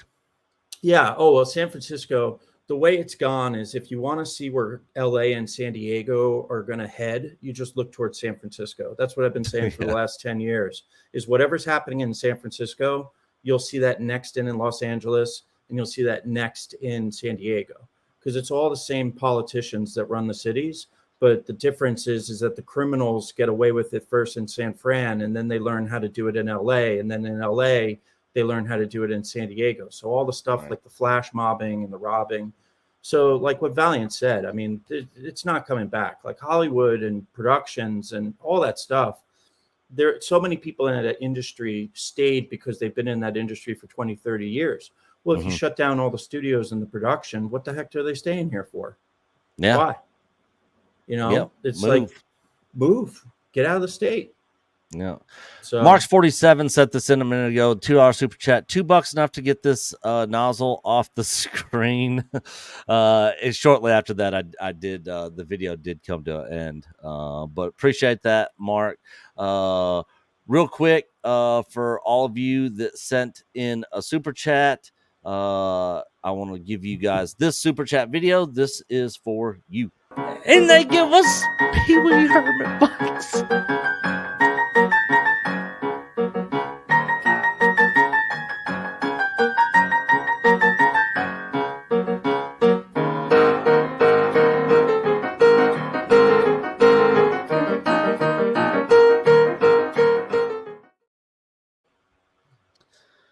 Yep. So I think that's gonna do it for us. John, I want to thank you for hopping in here, being part of the stream as we went Thanks over for having this. me. Big shout out to Valiant for coming in and helping out as well. Like I said, moving forward, if you guys weren't here at the beginning, me and Coach are going to be rotating Thursdays and Saturdays to kind of free up some of our time.